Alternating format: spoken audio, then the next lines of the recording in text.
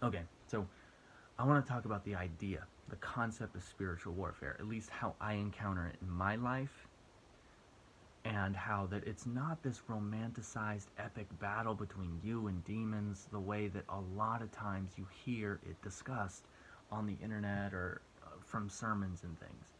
The reality is, as far as I've been exposed to it, is that it's a lot more mundane than that. And I think an analogy that I like to use is that of martial arts versus self defense. Martial arts is heavily romanticized. It's got all this history and these eloquent katas and processes and patterns. And honestly, like the Olympics feature the taekwondo and the judo, and like honestly, it's really cool. There's nothing wrong with it. But often, people get so deep into the martial arts of it, the artism essentially of it, that they forget that a real fight on the street isn't like that. And so with martial arts, with wrestling, you've got somebody there who's going to blow the whistle if somebody does something illegal, somebody starts to bleed, or somebody has an illegal move. You get hit in the jewels, or you get your nose broken, or your ear bitten, or whatever. Like, those things happen. Somebody's going to stop your fight. It's not like that out there on the street.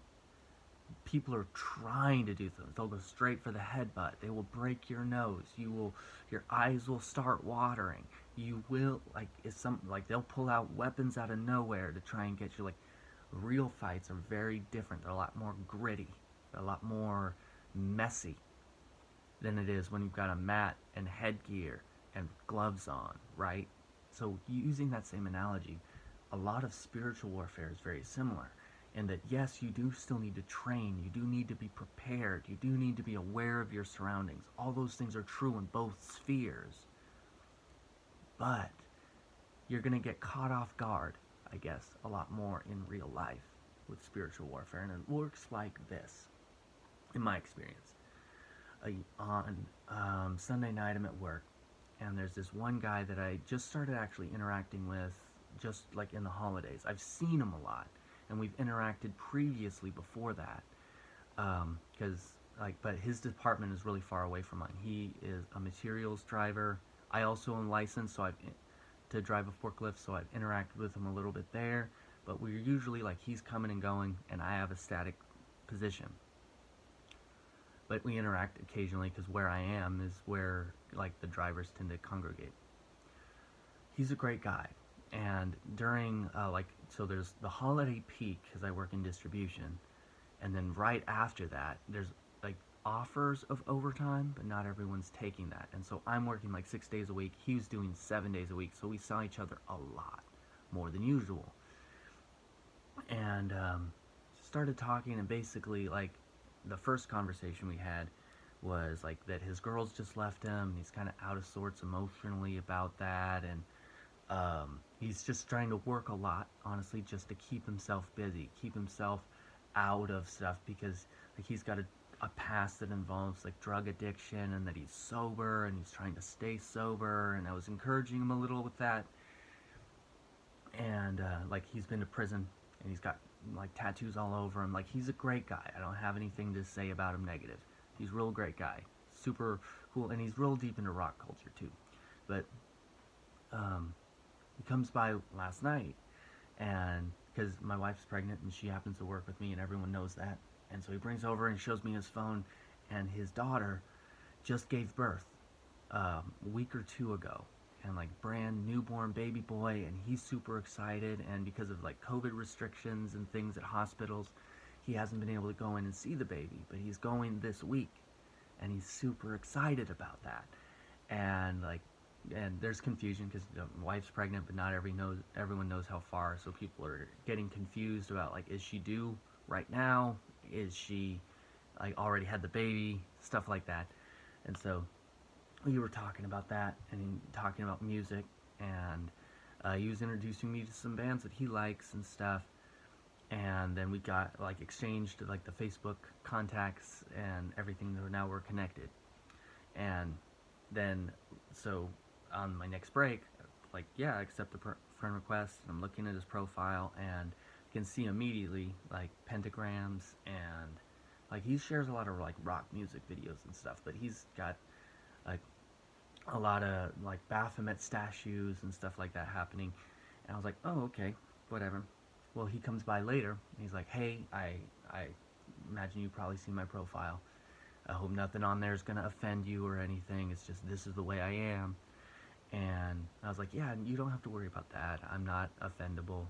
Like, there's no risk of that whatsoever. Um, Everything.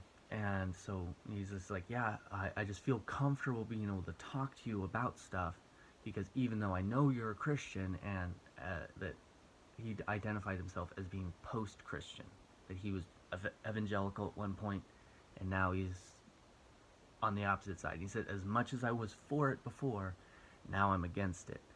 And so we were talking about some of the like influential like thought leaders that he subscribes to and people that I subscribe to, and how I was an atheist at one point and now I'm Christian again, and things like that and everything. And he said, yeah, like I feel comfortable coming to you and talking to you still, even though I know that we don't agree about that.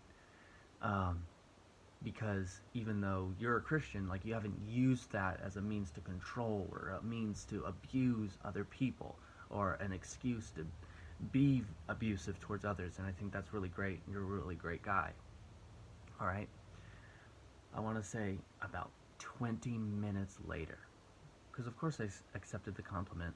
About 20 minutes later on TikTok, this guy just starts blowing me up. I made a response video to this person talking about penal substitutionary atonement and how like there's other theories that are out there about how atonement works, and look into that. Well, that guy, that video, someone else stumbled upon it, and I have a very small account by TikTok standards. People have like thousands and millions of followers. I only have a few hundred. This guy's got even smaller than that. So he even says like that he came looking for me because he was offended by my comments, and how that on his profile he's like, I hate wolf theology, and he's accusing me of being a wolf and an egotist and how selfish I am and how puffed I happen to be and all this. And I think that this is the way that for most people in the Western Hemisphere, obviously spiritual warfare takes a very different turn when you're talking about like foreign governments that hate Christianity in the Middle East or South Asia and places. Like things are very different over there. It's going to take a lot more physical manifestation, spiritual warfare will. But here in the West, it's a lot more like what I'm talking about, where literally I have one person who is, as much as I am a Christian, he's on the other side. He's on the other team. He's saying, listen, you're legit. Like, I've seen the way that you are with people, and I respect it. And I've seen him around, like, for years, face to face. And then someone else out of nowhere, from the internet, who supposes himself a Christian, coming at me sideways, literally hostile towards me because he's chosen to be offended. He's saying that I'm letting him live in my head rent free and things, even though he left nearly 24 individual comments on different videos that I've posted, like making assumptions about me that he doesn't have any facts to support, and answering questions that nobody has asked him, and just honestly having a conversation with whatever imaginary version of myself that he has developed in his mind. And literally, it seems to me that it was entirely designed to try and steal the compliment, to try and steal the joy out of the exchange that I had just had a few minutes earlier with a person who was a non-believer. Like, that's like, because I have people come at me sideways, and I'm a contentious person, obviously. I've debated people on TikTok and on YouTube about atheism, philosophy, politics, and economics and things like I have that stuff happen all the time.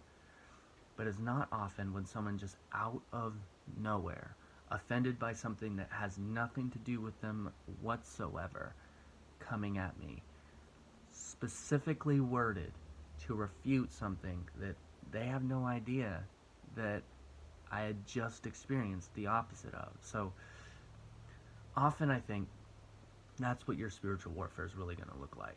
And that's what those instances when people talk about that they experience toxic interactions on the internet, and how it plays with their anxiety, with their mental health, with their depression, right? But because my resting place is in Christ, because my assurance of approval, of sonship, of value is in Christ and not in these external things, not in my follower account, not in people's reception of my content. Because of that, I'm invulnerable to that. But I'm just using that essentially as a way to, like, listen, you don't have anything that you need to prove to anyone. But that's how people are going to attack you a lot in this world, is the feeling that you need to prove yourself. And if you will have a mature faith, you'll be able to protect yourself from that a lot easier. In the same way that if you train in it, in your martial arts, in your MMA, your self-defense, you train well, you'll be prepared when the conflict comes. You'll be able to see things. And the real mark of somebody in self-defense, the real mark of a true master of self-defense, is the one who stops the fight before it ever gets in there.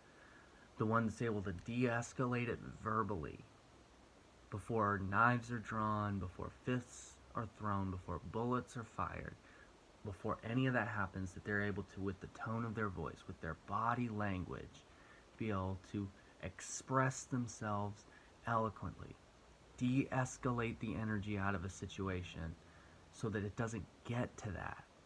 That's real, and that's how spiritual warfare is as well.